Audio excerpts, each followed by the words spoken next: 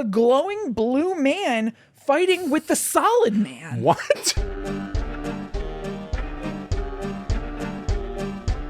Hello, welcome to Guide to the Unknown. I'm Kristen. And I'm her little brother, William. And this week we are talking about celebrity ghost stories. That's right, your favorite paranormal show from the aughts on A&E, brought to life here by your favorite siblings. Whenever we stumbled across this at some point last year, Yeah. it was like an eye-opening experience. Absolutely, it was like a bomb went off. It's a delight. So celebrities would go onto this show, obviously, celebrity ghost stories, and they would share a paranormal experience that they had. There are reenactments. Yeah. The reenactments are a little cheesy. Sometimes I've got one that's like a little creepy. I have one that's really puzzling. Actually, the reenactment plays like kind of a role in what I'll be telling you because it's just weird. That's interesting. Maybe we'll start with that. Sure. But so it's a delightful, chatty show. Yeah. Mostly populated with celebrities that like I'm not familiar with, I have to say. Right. I mean, there are a lot of older celebrities on it from shows from like the 70s and 80s. Okay. I've noticed, so that could be partially why. And also, like, your A-listers don't usually do stuff like this. True. So Now, shows like this with celebrity in the title on cable are usually going to have this caliber of celeb. fair enough. Yeah. Well, we've done this a couple of times before to great success, I would say. Absolutely. We've covered not Alec Baldwin. Billy Baldwin. Billy Baldwin, Joan Rivers, John Waters, Yeah. Chachi. Yep. I talked about Chachi at some point. So much fun to do. I'm pumped to be doing it again. Yeah, so you can cruise the feed and find more celebrity ghost stories if you like this episode, basically. Yes. Yep. Yeah. Great. I mean, I would like to say something real quick about last week's episode. Oh no. Do you have to retract something? Or? No, not really. I almost like an apology. I felt I was very flat. And I didn't know what the hell was going on because I'd been laid off hours prior. Oh, Chrissy. And it sucked. I didn't re-listen to it, but I felt like I was just in a totally bummed out fog. And so I didn't feel I brought my best. And so thank M Design for that.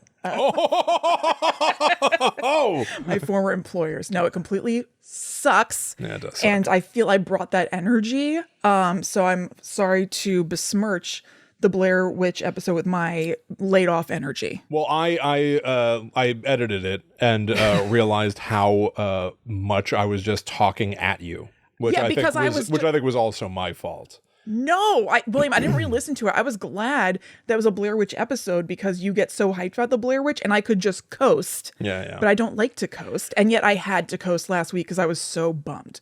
So Yeah. Well, honestly, I mean, we are you didn't gonna say do? it. We didn't say it in that episode, but I was really impressed with you that you went from getting shit news to literally within hours coming over and doing 2 shows because you did the Netherworld Dispatch too.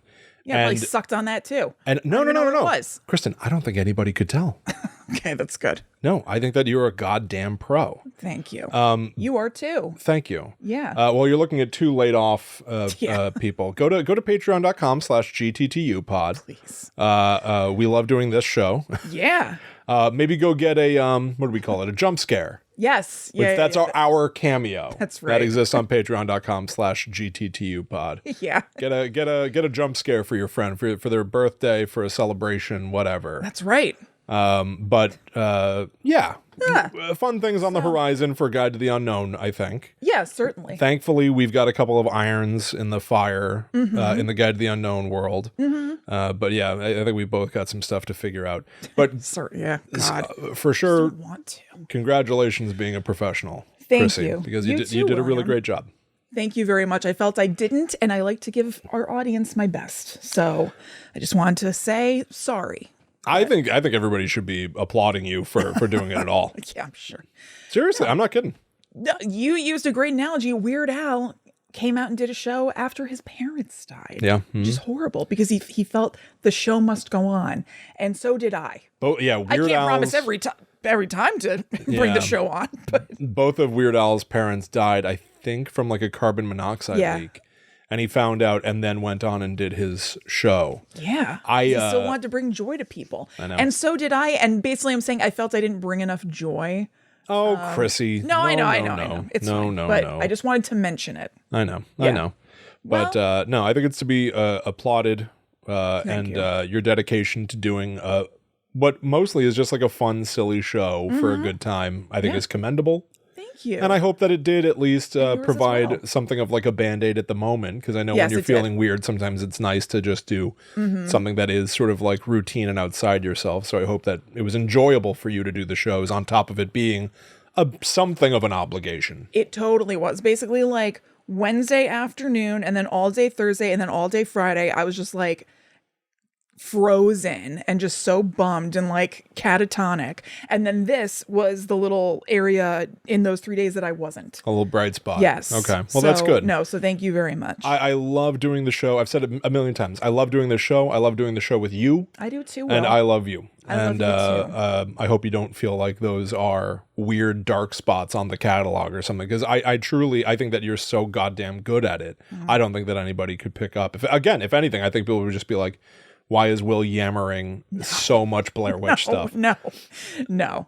You were yammering the exact appropriate amount, and I just didn't really have much to contribute because my brain was just feeling mushy or something. No, so. I think you crushed it. Well, I think you crushed it. Thank you very much. I love you. Thank you. I love you.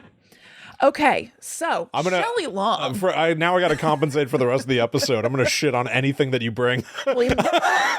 anything and everything. That's not. And now I feel all vulnerable. I gotta let my testosterone, my cartoonish male brain. Yeah, I have to be a bully now. No, don't do it. I'm gonna do it. I'm gonna be a bully now. Ah, damn it. Yeah, sorry. Well, how can you bully me when I'm talking about Shelley Long from Troop Beverly Hills? From Cheers, right? From the Brady Bunch movie. Oh my God, really? Yeah, she played Carol Brady. Shelley Long is on Cheers. She was Diane. Yeah. So if you've ever heard people refer to Sam and Diane, they were the Rachel and Ross of their day. Yeah. Yep. The like, will they won't. Rachel and Ross is also like a 30-year-old reference at this point. I know. They were the Pam and Jim. That's 20 years. I don't know. Are there people on Euphoria who have a will they, won't they? Tucker and Susan. Probably. I assume. Young names. I assume. But so Sam and Diane, and then she left the show, I think in season 3. Oh. And the sort of joke about her forever was that she was going on to, fame and glory and movie career, and it did not happen for her. Yeah, not a ton. True Beverly Hills kicks ass, and I would say it's a cult classic. Do you know what that is? I mean, no, you probably I don't. Saw me watch it. She's like... you watch all this Beverly Hills shit. Anything no. with Beverly Hills in it. This is like a children's movie from the 90s. You ever see Beverly Hills Chihuahua? No, but one of the co-hosts of Bitch Sesh, my favorite podcast, wrote Beverly Hills Chihuahua too. That's amazing. And brings it up all the time. That's outstanding. Like, that's wonderful. She'd be like, I'm the writer of Beverly Hills Chihuahua too, so... That's great. No, it's where, I haven't seen it as an adult, actually, and it'd probably be a fun rewatch, but she's like, I don't know, like a prissy lady, and for some reason she becomes the... I don't even call it like the den mother of a Girl Scout troop, and like the badges they get are like going to get your nails done at places and stuff, and it's funny. Okay, so that's who this woman is. You might know who she is, or you might not. But her story is, she says that she lives in LA, but she's heard that the East Coast has more ghosts than the West Coast because it's been populated for longer than the West Coast. And based on this experience she had, she thinks it might be true. Okay. A lot of people say that too. I've heard that like the East Coast is an especially haunted place. It's certainly, if you're talking about... I think the Northeast particularly. Really? I think about the Pacific Northwest, though, as being so associated with strangeness. I think, definitely strangeness. I guess I think about the Pacific Northwest and like cryptids and stuff. Yeah, true. Not that I think there aren't ghosts there or whatever, but like I think about, definitely other phenomena. I don't know enough stuff. Yeah. But like if you're talking about the United States, obviously the East Coast is the oldest part of the country. Right. But there was a whole world of stuff here before it was the United States. And I would assume that they were on the West Coast too. Native Americans, indigenous people. Yeah, definitely. Yeah. Definitely. I think that maybe like because there's more written record of back then. Right. It's easy to look at it that way or something, but totally, it's not like it wasn't populated pre that. Yeah. But anyway, I've heard that before, and I thought it was interesting that she mentioned it. Sure. So she said that she was filming a movie in Wilmington, North Carolina. Oh. So kind of like, East Coast mid, not Southern really. And she was really loving it because it was a super historic town and she loves history. She said there were just like tons of historic markers around the town. And she was having a really good time exploring. And they were shooting in a courthouse that dated back to the Civil War, possibly earlier. So she said it was just like super old, super creaky, like everything's a little bit unstable. Love it. But it's like, it's a nice atmosphere and she really liked it. So I was curious, what was she filming? So I did a little bit of the littlest bit of digging. I think I put in Shelley Long movie filmed in Wilmington, North Carolina, and I found that she was likely filming A Different Kind of Christmas from 1996, where she was a woman running for mayor. Whoa. I don't know if outrageous. I know. I don't know if that was like outrageous in 96 or not, or it's just like part of the story, like a normal thing. I didn't look into it further. And the movie was from where else? Lifetime. Wow, you and Lifetime movies. I know. You like gravitate. It's crazy. At this point, I got to say it's us in Lifetime. This is a Lifetime show. You've like dragged me kicking and screaming into this Lifetime Hallmark world. I know. So she said that she loves older buildings because they have an elegance and a story. She just didn't expect the story she got here. Oh, shit. Oh, no. Oh, shit. So, God, no. please. So the first day of filming, they were waiting to shoot. They were setting up like tons of lights and stuff that you need to film. And finally, they were ready to go. And then all of the lights went out that they were filming with, and also just in... Or no, this was just the lights they were filming with. All of the lights that they were going to use to film went out, like all the big movie lights. And they were just kind of like, all right, it's like some sort of short, no big deal. Like these things happen. And they go about trying to fix it when all of a sudden all of the lights in the building went out. And so this is framed as the first like incident of weirdness, but like it's a really old building. We've already established that it's super, super old. So to me, I was just like, I don't know, the electricity may not be... Just be faulty and Yeah, it might not be up to code or something like that because it's old as hell. So I don't find that like really compelling evidence. But I wonder if just in hindsight with other things that happened, you look at that and you're like, I wonder if that was actually the first sign that something was wrong here. Right. So the next day, they've got the light issue figured out, but as they're rolling, the sound guy says that there's something wrong with the sound. So now they have to stop shooting because there's a sound issue. I keep hearing a sound like boo. Well, okay, so this, remember I said like the reenactments, I have things to say about them for this. Right. The reenactments are kind of telling a story that she is not telling. Awesome. And so I don't think it's real. I think it's just sort of like putting a little mustard on it. So the reenactment is showing a sound meter, like a guy at a sound meter that's like one of these things where it has, you know, almost like a metronome or something like that moves back and forth. And it's going nuts and kind of like a scream happening. And the guy like reacting to that. But like, that's not what she said. She just said that the sound was weird or something. Yes, and this happens repeatedly during this episode. I would love to be on the reenactment team of something where you're like, what did Shelley Long say? Her quote is, the sound guy said something, he was picking up something weird. Right. Like, all right, well, we're making a ghost show, so it's a banshee. Yeah, it's very silly, but you know, I don't remember it being They create a whole side story of this sound guy and a banshee. I just don't feel like this is a thing in a lot of other episodes of celebrity ghost stories that I've seen or segments. So it's notable.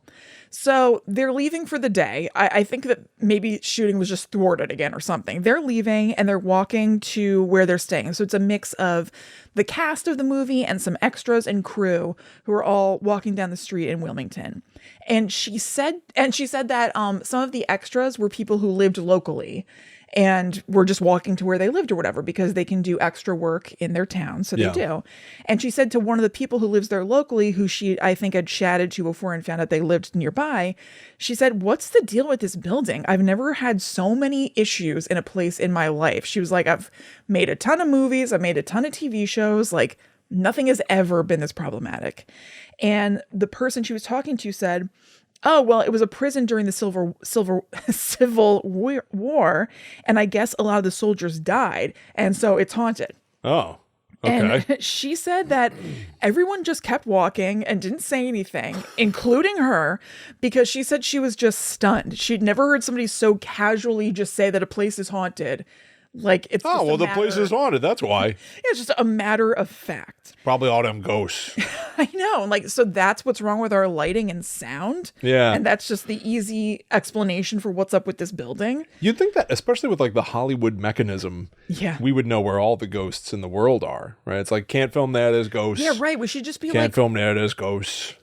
do Hollywood executives have like a giant map somewhere that just has X's on it for locations that they've tried to shoot in that have been made problematic by the spirits? Yes. Yes. It would make sense because then they don't go back there and have to deal with the same thing. Absolutely. Unless somebody's able to release them, kind of like Shelley Long seemed to have done later. That's interesting. All right. That's a nugget. Shelley Long is a hero to the ghost? I don't really know. Perhaps. All right. She was trying. So we'll see. So she's like thinking about this, and she was thinking that if there were people imprisoned during the Civil War by the side that they are fighting against, because this is a courthouse that was like built during the Civil War or something, then they can't have been very happy. And this was not a good existence for them. And so bummer for these ghosts. That logic is very close to being completely understandable, but just a hair strange. I was thinking the same thing. I was like, if they were imprisoned by the opposite side, then they're probably not that happy. I would say none of the prisoners were probably that Anybody happy. who's a prisoner ghost is probably not happy. Yeah, I know. Forget the whole this side or that side. I guess she was very Civil War centric in her thinking during this time. Yes. Brother against brother. That's right. So then they make it finally to their third day of shooting. Yeah. And she's kind of getting exasperated by how many issues they're encountering. It's starting to get old that they just keep trying to shoot a scene and stuff keeps going wrong. And I got a wailing demon in the background. We gotta go again. Come on. That'd be such a pain in the ass. Yeah. Trying to get shit done and there's just some sort of an old demon. I thought I was coming out here for a quick Lifetime shoot for a different kind of Christmas or whatever it was. It seems like it'd probably be like a plumb easy job. And she's like, oh my God, this is taking forever. Yeah. So they were doing some shooting in the basement and there was some downtime. So she decided to snoop around a little bit because she's just like interested in all this history stuff she's been learning about the town during her stay, and she's going to check it out. So again, a little or a lot of license. They reenact her turning and seeing like a scary figure with dark, like black doll eyes. Oh God. She didn't say that at all. Nothing about this. I thought maybe she's going to say something about that coming up. Not at all. And it's so weird that they're doing this to me. Like that would be a huge plot point. Yeah. And it's just not true whatsoever. But like fake Shelley Long is seeing it. You're going off book. Very much so. I guess they thought that this story wasn't enough or something. There's not a ton to it, honestly. So, but I don't know. I still feel like do something else. Yeah. Oh, 100%. Yeah. Really a weird choice. So she said that unsurprisingly, the basement was like kind of dark and dank, and it was the area that the prison was down below the courthouse. And she said that while she was walking around down here, she heard kind of like a rustling sound. But Rustle. Listen to that rustling. That's a great reference. Thank you. That's an amazing reference. That is Conan O'Brien reading poetry to Mr. T. And a bit for the show, it's a blooper because then Mr. T starts cracking. Yeah. He can't handle it. Listen to that rustling. Listen to that rustling. What a reference. Wow. Yeah. Thank you. She says that she's just kind of like opining about ghosts at this point. She says that some souls are just kind of wandering around, not knowing that they're dead. And like, it's no kind of life. It's not a good thing. Right. And I was like, yeah. You're right, Shelley Long. Dead on. That sucks. So she's thinking about that, I guess, as she's walking around, thinking about it being a prison or whatever. And she said that she ended up saying a little prayer for the soldiers that died. I think just in her head or something. Okay. And this is what she said. You may not know this, but you're dead. You need to go back into the light and you'll be joined by many of your loved ones. And she kept repeating it. And every time she said there was a movement in the area that wasn't normal. And again, production being completely wild shows a table that's like set basically. And then the cups on it start rattling like crazy. And then they interspliced this a little bit already. They are showing a warden like harassing and yelling at prisoners who are sitting on the ground, like chained to, the wall or whatever. Wow. And as she's talking about repeating this, you may not know this, but you're dead. You need to go back into the light and you'll be joined by many of your loved ones. Their reenactment shows the warden as if he's like being hit by these words or something. Like they're doing something to him. Like it's the end of The Exorcist. Like the power of Christ compels you. Yes. You may not know it, but you're dead. Right. You may not know this. You may not know Hate this. to break it to you. I know. Then she says, all of a sudden, the light down there burst and there were a bunch of flames. Oh. She says. So I was like, whoa. Because like, that's not just like, oh, I felt something. It sounds like maybe that did happen or something. Because there's also crew around. She wasn't specific, like there were witnesses, but she said there was shooting down there. And she says that there was an energy to that fire and it felt like a menacing presence. Again, production shows the whole table going up in flames. Oh my God. Where the cups were rattling and everything. And she hadn't elaborated at all. And I wish she did. What did she mean there were a bunch of flames? A bunch of flames. I really don't even know what that means because she wasn't describing the area. She just said she was walking around the basement. She knew this was the area where there was a prison. A bunch of flames. So I was wondering. Found like the boiler? I don't. Like a pilot light? No, I was wondering if she means like the light bulb? Like just her light bulb. She's never seen a light bulb before. No, I don't mean that. What's like, these flames? Maybe it exploded and then there were like flames or something? How do you do all this with the indoor fire to keep it light at night? It's amazing. Well, I guess they have to have the glass around the indoor fire so it doesn't burn out or blow out, excuse me. Exactly. From wind and such. And that's how a light bulb works. That's what we understand. So really, who knows? I have no idea. It was very strange. We're still not sure what happened to Shelley Long. Honestly, I'm not. I didn't do my, now that I think about it, I pretty much always, I did this with Jackée, who I'll talk about later. I pretty much always end up Googling like Shelley Long and hitting the news tab for like anybody who has just crossed my mind somehow. And I didn't do it. I don't know what Shelley Long's up to. So anyway, when the crew asked her, so I guess she did mention it. When the crew asked her what happened, she was like, yeah, I don't know. I don't know what happened. And then like, that's basically it. And she said that she was really scared and that in general, she hadn't let herself think that things like that were possible. So she was very shocked by it. And then nothing else weird happened for the rest of the shoot. And they just finished it up. So I think that Shelley Long did help these ghosts go to the light. She finally brought the ghosts peace. To be with, quote, many of their loved ones. Many of their loved ones. Yeah. Now, these might have been, by the way, Confederate soldiers that she's like praying for their souls. That's an angle, right? For some sort of a TMZ. Like Shelley Long comforts dead Confederates. Do we know where Shelley Long stands? Oh, that's a great question. We don't. Yeah. At least I don't. She was like, we need to. Someone knows. We need to comfort these poor. But not us. Not us. Not here. No, thank you. That's very bizarre. I'm sure not Shelley Long either. She was very nice. But actually, you never know. I shouldn't say that. Yeah, I assume she's a monster. Well, so that's that. We're going to jump from Shelley Long. Yeah, I don't know who you're doing. I know. I didn't tell you who I was doing. And I have a weird trend in mine. Mm-hmm. Mine are all celebrities who had ghostly encounters as children. Oh, okay. And I found them all to be very relatable and compelling. They're like childhood fears. So the first celebrity that I'm going to tell you about, I wrote down here is... What the hell's this going to be? The first thing I saw that I wrote, that I forgot that I wrote this, is Kevin Pollak in a pork pie hat.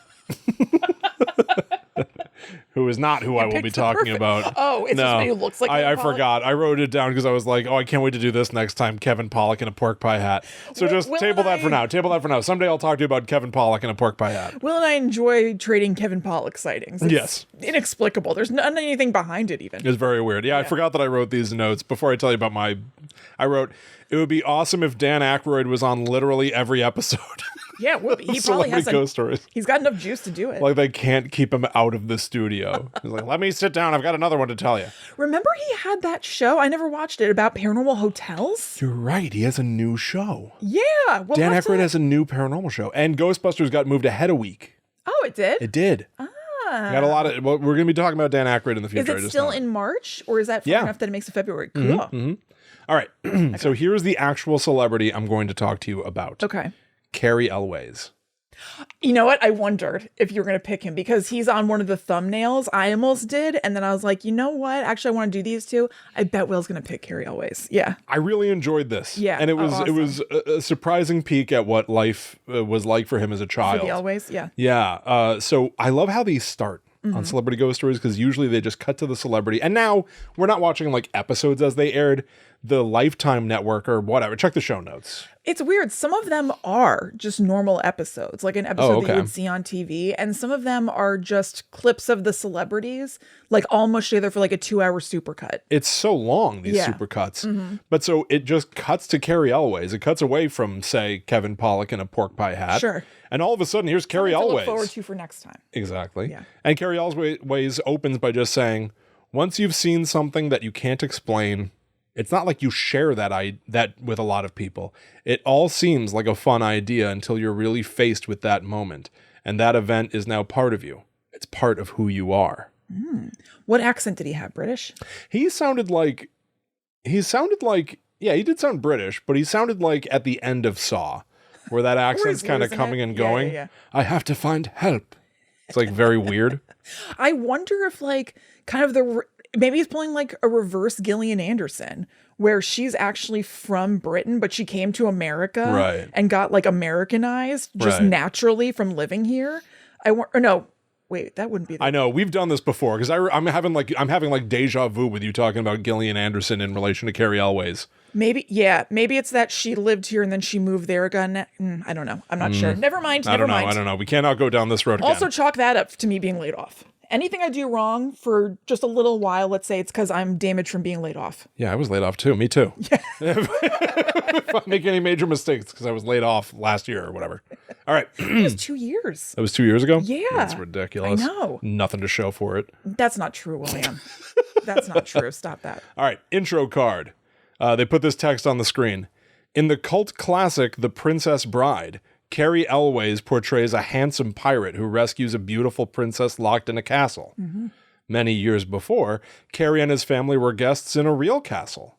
Ooh. That's how they connected. I know, they have to find something. The story's about him in a castle. That's so funny. Maybe I get a job writing those kinds of chyrons. Yeah, is this show still on I could do that great. But on this occasion, there was no fairy tale ending. So, this story takes place in 1975 when Cary Elwes is 13 years old. He's in Spain with his dad and his brothers. They went to stay with family friends who had rented a 13th century castle. Yeah. These people come from money. This is a different reality from ours. Certainly. You may as well say that this takes place on another planet. Yeah, on Mars. On Mars, yeah. Some like Star Wars shit. Or it's like there's people on like Coruscant. Right. I'm on Tatooine. Yeah. I don't know what's going on here. No clue. All right. He immediately felt like there was something not quite right about the castle. And then the storm began. Ooh. Something about storms in Spain, you should know. It literally goes from daytime to nighttime within minutes. Did he say you should know? Yes. Ooh, he's really telling you a tale. And it's quite a downpour. Thunder and lightning, and then the power inside this 13th century castle goes out. That sounds awesome. Dead silent, dark. Separate bedrooms for everybody. For some reason, 13-year-old Cary Elwes' bedroom was in a separate building across the courtyard. That's weird. So weird. They should have an adult in that. It's so weird. He tells a story that I actually found really kind of like sweet. Yeah. A lot of it's about his dad. It's like, so my dad pulls me close to him and he pulls a coat over our heads. And on the count of 3, we're going to run. It's like running across the courtyard in the rain his dad's trying to treat it like it's an adventure. Like 3, 2, 1, go. Yeah. And so now Cary Elwes and his dad are sprinting across the raining, thundering, lightning courtyard under his dad's coat. And Cary Elwes sees something. He sees a figure, a silhouette in the rain.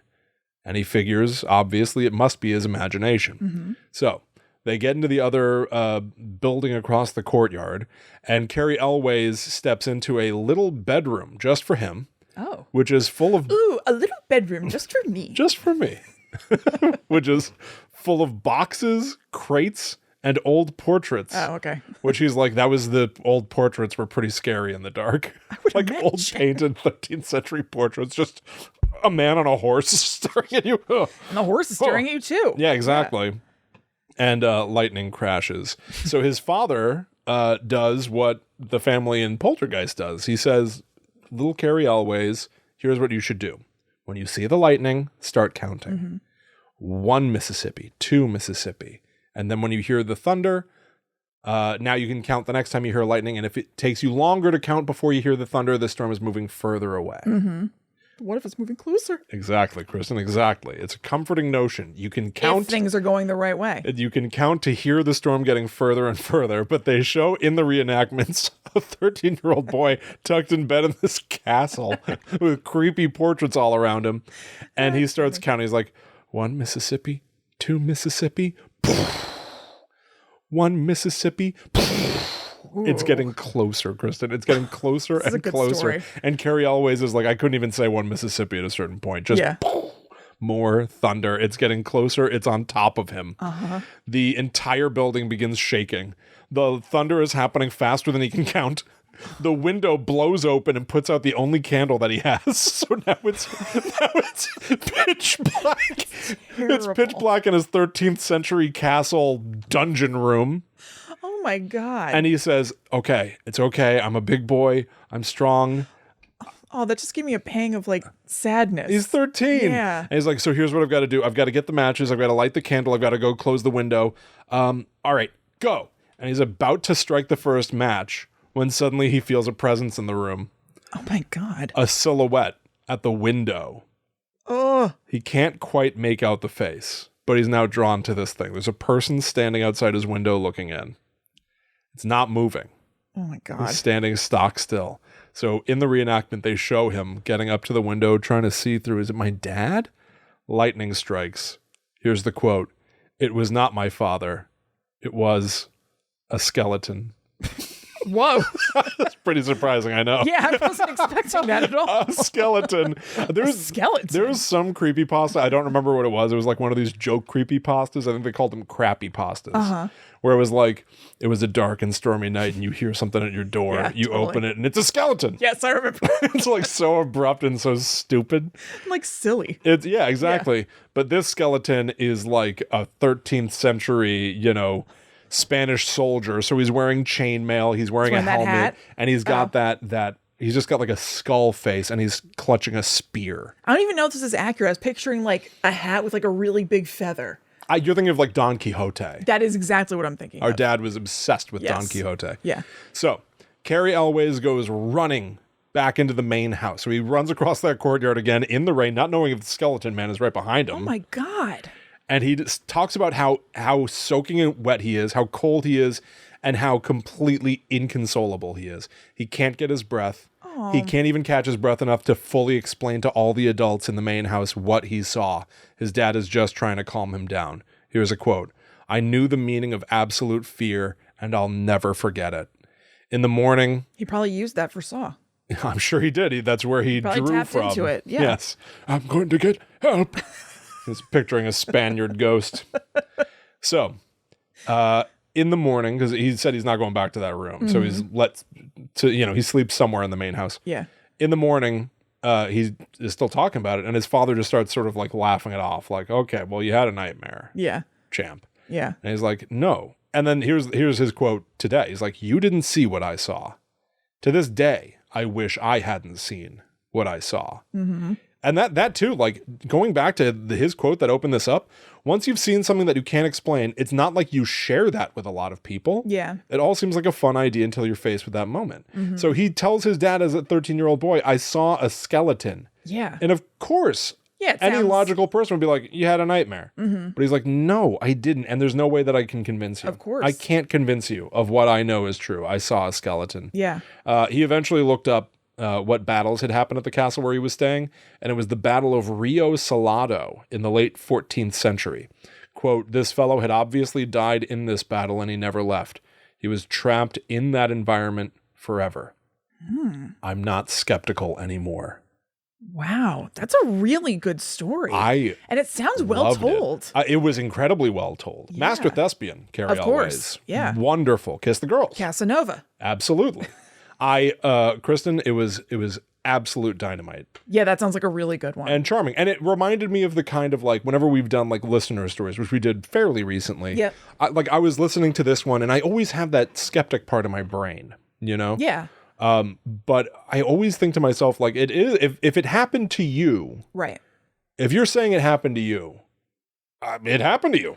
I know. What am I going to do? Tell you that your experience is wrong? And Right. I had a similar feeling listening to Cary Elwes tell this story. Yeah. Sometimes I like kind of laugh about these things like Billy Baldwin or whatever. Right. But this was like a very personal story about a 13-year-old kid who was afraid of the dark. Yeah, yeah. And I completely can relate to that. It was fascinating. I really enjoyed it. Yeah, that sounds like a really good one. Yeah.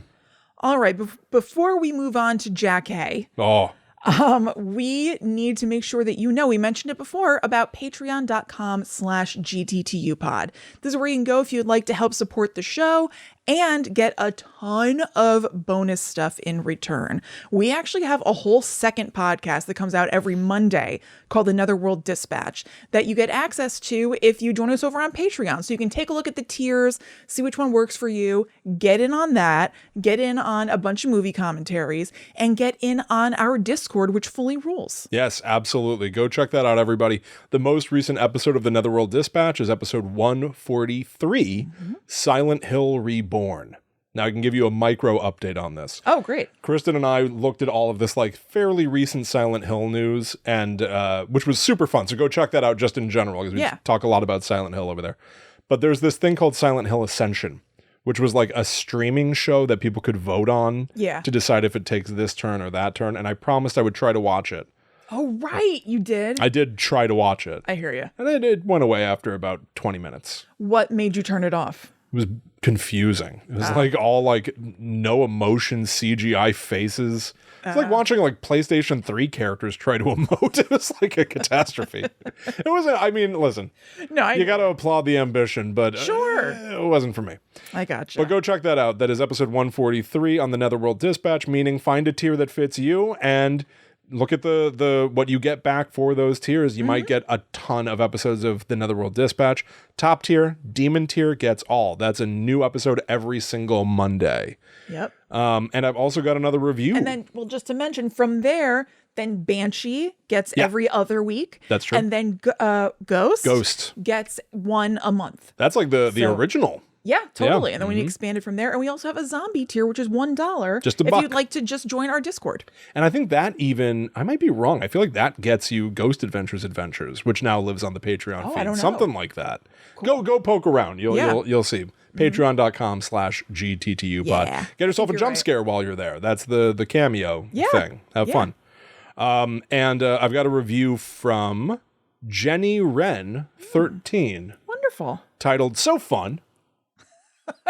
So fun. And she says, I love this podcast. I especially like it when Will and Kristen crack each other up. I highly recommend for a light and chill listen. Oh, that's nice. 4 stars. Good. Thank you very much. Thank you. Love the idea of bringing a little lightness, a little chill to people. A little chill. So that's wonderful. Thank spooky, you. Thank you very much, Jenny. Scary fun. That's what it's all about. So consider leaving us an Apple Podcast review or dropping some stars on Spotify. Yeah. We would also greatly appreciate if you consider sharing the show with some friends. Yes. Help boost the signal. We would love that. Some hopefully fun stuff on the horizon for us over here, and always fun projects in the future. So stay tuned. Yeah, absolutely. And thank you all so much. Yes, and if you have thank leads you, on thank copywriting jobs or shows or stuff, quite frankly, get in touch with both of us. Yeah. Honestly, copywriting, most things that are work from home and involve writing, I'd love to talk to you. I would love a part-time something. Yeah. Yeah, we'll see. Yeah. We got people out there, creative folks who are in need of we certainly do. Some support. Yeah. This could be our monster.com. Copy editing. Monster.com. Wait a minute. We love Monster. Oh my God. We got to use the show like monster.com. How come monster.com is not all about monsters? That's a shame, right? I think maybe the logo was a monster at one point. It was, point. yeah. It was a job finding site. Right. It is weird. That's ironic. I didn't really even intend that. Strange. Monsters. Hey, we record this show live every Wednesday. And Mike Miller just sent us a $20 super chat. That's really That's nice. really, really kind. And we you. greatly appreciate it. Thank you. That's thank so you, nice thank you, of thank you. you. Thank you very, very much. You're all wonderful Yay. people, and we greatly Yeah. appreciate you, and we really love doing this show. Yes. So thank you. And thank thank you for that, all. Mike. Okay. All right. Jackée. Yes. All right, here we go. So here's what you may know Jackée from, if the name isn't ringing a bell. This is before my time, but she was on 227. That's where she really blew up. That was a show in the 80s, I think. Okay. She was on Sister Sister. Let's do Jackée. Hey. Hey, hey, ho, hey. I was stopping myself from doing that. I can't believe you didn't. It's from Sister Act 2. Aw. And, of course, Ladybugs, where she played Rodney Dangerfield's assistant or like best friend. Assistant to Mr. Dangerfield. Ladybugs. That best friend just landed. Yeah, that's great. Ladybugs is a movie where Rodney Dangerfield is the coach for a girls' soccer team. Okay. Because he's like doing a favor for his boss or something. Yeah. And his girlfriend's son is really good at playing soccer. So they come up with a scheme to dress him up like a girl and put him on the team. Amazing. It's a wild movie. Okay. So this one's kind of like a little sad. It's Okay. a little bummer, but it's very interesting. Something happens in this that I think I can say I have never seen before. Interesting. I'm intrigued. Seen or heard of. All right. So Jackée grew up in the South. And then her mom, actually I think it was also North Carolina. I didn't write it down, but if I remember correctly. And then her mom moved to Harlem before her to make some money for the family that she was sending back to North Carolina. And then when, I think that went on for a year or two. And then when Jackée was like 8 or 9, she brought her to live with her in Harlem. And then they, lived together. And Jackée felt like she was kind of naive having moved from the South. And now she's living in the city. It's like, it seems like it would be a super culture shock environmentally. She said that she was a latchkey kid, which is this phrase from a long time ago. I bet they don't really talk about it anymore. But like where your parent or parents are working during the day so that when you get home from school, you have your own key to let yourself in and you're just kind of by yourself for a little while until your parent comes home. So she just always kind of felt when she got home and her mom wasn't home from work yet that she was sort of being watched and she felt like it was a little bit spooky. Yeah. So one day she got home from school. She let herself in. She got herself a bologna sandwich and a soda, she said. Okay. And then she sat down at the table just eating and humming to herself and just kind of having a cute little kid time. And this reenactment it gave me visceral feelings. I was like, oh God, like whenever it's kids, like she's a little sweetie. And what I'm about to tell you, you'll see why it'd be upsetting. So, she's just eating by herself, and all of a sudden she hears footsteps in her apartment.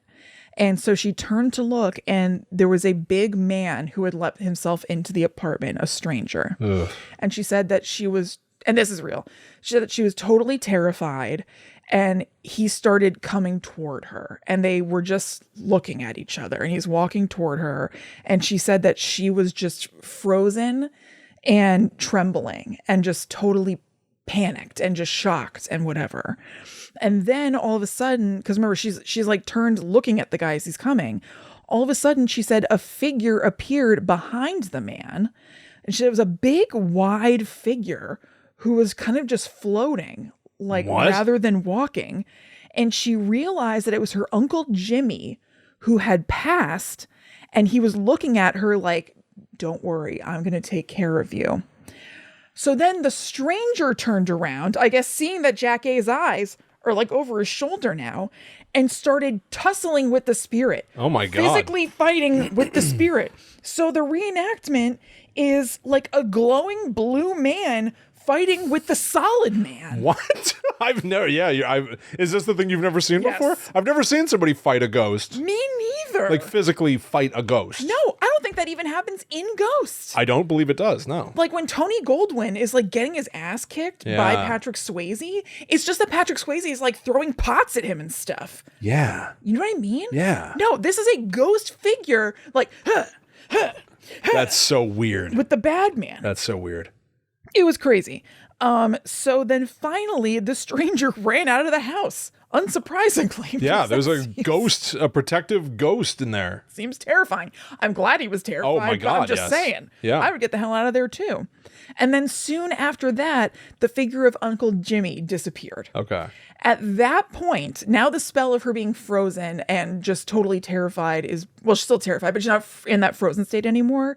And she said that she just started screaming and screaming. She was just like, she was just unleashed, basically, all that terror that was inside. And her mother came home eventually. They didn't say how long it took or whatever. And Jackée told her about it. She told her the whole thing about the man coming in and about Uncle Jimmy. And she described the figure to her mom. And her mom was like, oh, yes, that was Uncle Jimmy. And she said he had passed away not long after they had moved up north, and that he had been kind of the man of the family and that he was very protective. So that him doing that is kind of in keeping. He was also like a military man. He was like a tough guy sort of dude. Wow. And then she says years later, Jackée found out the story of that man who came in, and that he was a serial child predator. Ugh. And it wasn't the first time that he had tried to do something like that. And she said that, unfortunately, that part of it is not an uncommon story, but what was uncommon was having that spirit come and save her. Yeah. Can say that again. And she said that for years, she still felt like Uncle Jimmy was around watching her, but it was like comforting then. Like she initially felt a little creeped out in the apartment, remember? But now she felt sort of like, yeah, just comforted, Someone like someone was there for her. Yeah. And she said, quote, and I thought this was kind of a nice description. She said, it's like a cloak that protects you. And she said she feels stronger for it. And even now she looks to her Uncle Jimmy as a spirit guide. That's wonderful. That's a very, I mean, horrifying. I know. How scary, but incredibly positive though. I know. Very sweet. The idea of like Jackée can never be harmed. I know, right, because the cloak of Uncle Jimmy protects. Yeah, exactly. Right, like I'm not surprised to hear it. She seems like she's doing great. If you turn on TV and people were like trying to throw cans of soup at her, but they're getting just being deflected. Yeah, exactly. Yeah. You know, like, she's impervious to pain. Yeah. That'd be amazing. As she should be. She's a national treasure. Wonderful. She's one of those people who, when she shows up in anything, I'm like, oh, good, Jackée's here. We're in good hands. Yeah. She's just a great presence. She's like a cloak to me. Yeah. I'm so glad you have that. Me too. In Jackée. Yeah. I'm gonna let you pick. Okay, what you got? A or B. That's hard. We're only doing one. Okay. We're either doing. Can you believe we're already like at the end of the episode? By the way, I know this flew. This shit flies. Yeah. Can we do this again? It's probably because I bitched about how I was in a bad mood last week for 15 minutes. But anyway. All right. Who do you want? I got Teri Polo. All right. For Meet the Parents. Okay.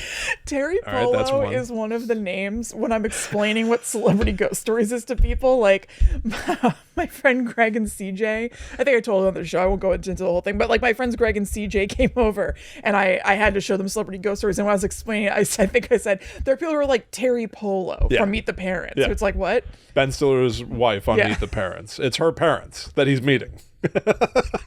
By the way, that's on Netflix now. You know how Netflix shows you, like, when it's on a screensaver, it shows you like things you might like. I keep getting Meet the Parents and Meet the Fockers. Oh my, wow.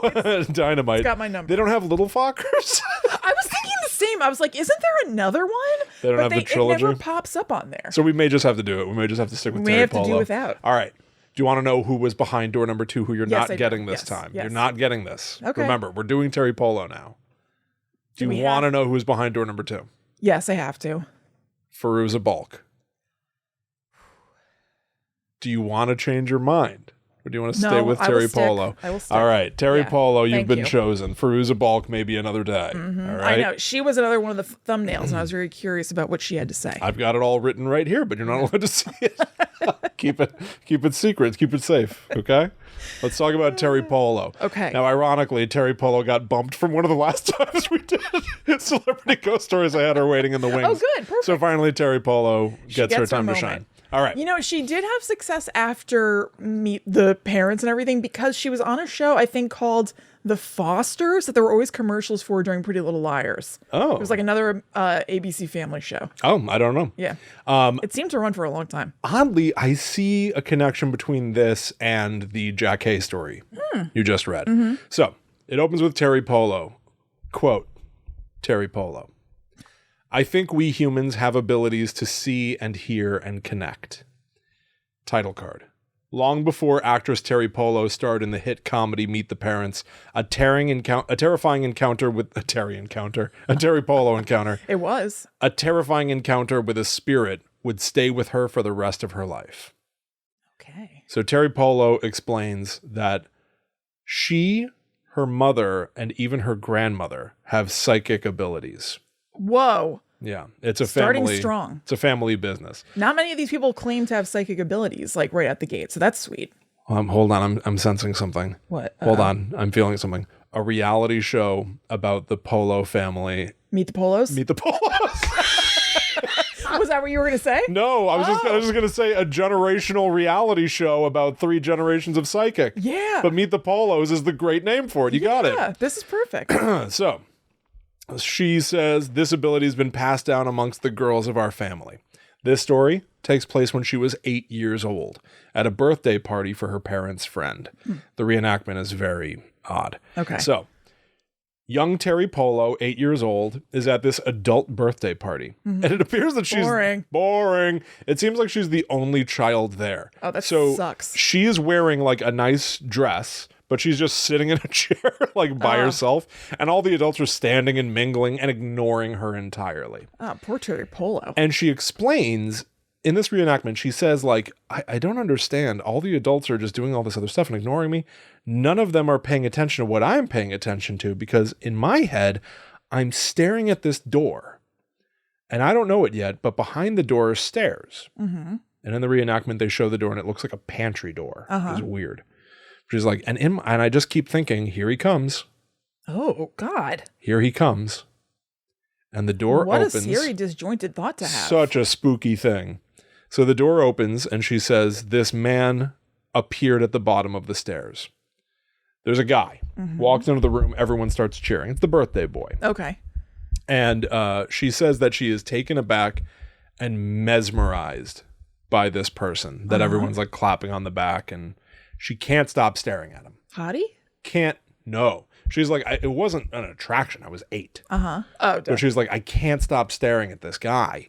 And in the reenactment, young Teri Polo is sitting in a chair at this birthday party, and this adult man is like shaking hands and stuff, and then cut to her just like, yeah. And then he occasionally looks over and he's like, what the hell? Yeah, like, why are you staring at me? In the reenactment, he's like, why is this child just staring at me without blinking or looking away? Yeah. So she remembers for the rest of the night, all she remembers is just staring at the man. She says, quote, no words to say why I was so drawn to this person.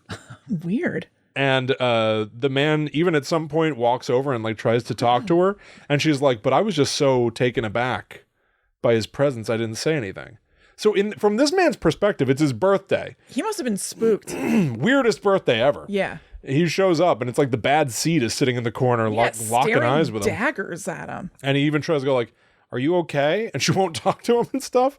But I almost thought like it's so intense and weird. Yeah. I thought they were going to reveal that this man was like Ted Bundy. Yeah, totally. Or something like that. Yeah. That is not where it goes. It's so, okay. Does he die? Well, hold on. Okay. That night, that same night, they're back home. She goes upstairs to bed. She's lying in bed now in the reenactment. 8-year-old girl in bed with the lights off. And she rolls over and he's standing in her room beside her bed. He's just staring at her. And now again in the reenactment, they're just locking eyes. It's like the birthday party all over again. Yeah. Neither one of them says a word. They're just staring at each other in silence in the dark. She says, there's no doubt in my mind that he was standing beside my bed, that was him in my room. And then the man standing beside her bed tips over. It's as if he literally just falls flat on his face. But this man, this grown man, falls face down onto young Teri Polo's bed across her legs. almost like when like a penguin does that penguin slide that just totally flop forward. Yeah. He flops onto her bed, standing rigidly. Is he corporeal? Like he's got rigor mortis. He just this tips is over. the human person who's doing this? No. Okay, gotcha. Okay. No. So she calls for her mom, and by the time her mom gets there, the man is gone. Mm-hmm. And just like Cary Elwes before her, you had a dream, honey. I'm sure you had a dream, right? But she says, no, he was there. He was standing there, and he fell. She says that she knows she was awake, not a dream. And she even talks about how she can still feel the impact of him hitting the bed and like the springs recoiling. Like she can sense it all. It's very much a real memory in there to her. Now, of course, she then finds out that the man had suddenly died of cancer. Oh. What's not clear is when. Because I don't know if it's like she wakes up in the morning and they find out the guy died after the party. Right. That would be surprising. Right. Right? Maybe this going to bed story is like a while after. She says it was that night. But like, right, yeah. Maybe she saw an image of this guy and he still had weeks to go, or who knows? I don't know. Oh, okay. But here's the rationalizing here, which is interesting. She says, it was as if this man had come to me and said, I'm dying. That was him showing or telling. I'm like, no, way more showing. Certainly. Yeah. No words at all. He didn't tell. And I thought it was so fascinating and creepy and weird that like a ghost or whatever he is like, why is he trying to communicate this here? Right. But the best he can do is just show that he's going to fall. Yeah. Like a symbolic death. I know. It's not like he's showing her something that can prevent. I'm going down. Yeah, right. Yeah. Right. And they put a card on the screen, which I haven't seen them do all the time, like in the middle of a celebrity telling their story. It says, many paranormal experts believe that shortly before an untimely death, some individuals experience astral projection. Traveling outside. I haven't heard that. I haven't heard that either. Traveling outside of one's physical body and into the spirit realm to deliver an important message. Wow. Not that it accomplished much. No, just certainly not. Traumatized Teri Polo. Seriously. She says, quote, because of this interesting connection that we had, which was her staring at him at his birthday party. It is an interesting connection. That part of him, his soul, his spirit, what have you, came to the most willing to hear, willing to see. The most open vessel that he sensed was around. Which that made me think of like literally the movie The Sixth Sense. Yeah. Where it's like the ghosts seem to know that Haley Joel Osment can see them. Right. They're always there. So you don't necessarily have like a connection to them, but like if you're looking for somebody to communicate with and most people can't, you're going to go to the first one. Everyone's ignoring me except for this kid who can see me. Right. It's like, of course I'm going to go to them. Yeah. But whatever crazy thing is going on in the extrasensory world or the spirit world or whatever, he can't verbally talk. Maybe it took all of his energy just to appear. Right, right. And all he can do is signal, I'm going to die. And that was him falling over onto her legs while she's in bed. Can you just picture that lying down in bed and then somebody flopping onto you, seeing somebody standing next to you, and then that person just topples onto you? No, thank you. So Teri Polo says she felt sorry for him and sad for him, and that maybe he was trying to create an impression on someone to remember him. Create an impression on her legs. Yeah. She says, I can still see him. I can still feel him fall on the bed. Man. Teri Polo. Teri Polo, everybody. Yeah, Teri Polo, everybody. Let's give it up. That's a wrap on Teri Polo, on Jackée, on Cary Elwes. And on Shelley Long. And Shelley Long. Yeah. That's a wrap, everybody. Woo! What a, it's crazy. Just crazy. I know. What a great show. Which one? Their show or ours? So I love that. I meant theirs, but it was like time travel, man. That was like a rush. Yeah. Yeah. Kick ass. Totally kick ass. Well, awesome, everybody. Thank you so much for hanging out with us. We really hope you enjoyed that. Like we said before, you can go to patreon.com/GTTUpod to check out a whole ton of extra stuff that we have out there. Yep. You can follow us on social media at GTTUpod. You can follow us individually as well. I am at Kristen. I'm at The Myth Traveler. So we'll be back next week for more weird, spooky shenanigans. Yeah. But until that time comes, we must travel. Back to the netherworld go we.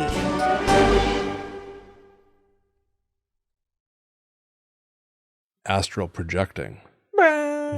Terrifying children My God. all over the world, all over the globe. Yikes. What a There's nightmare. got to be a better way to get your point across. No, that was it. Apparently.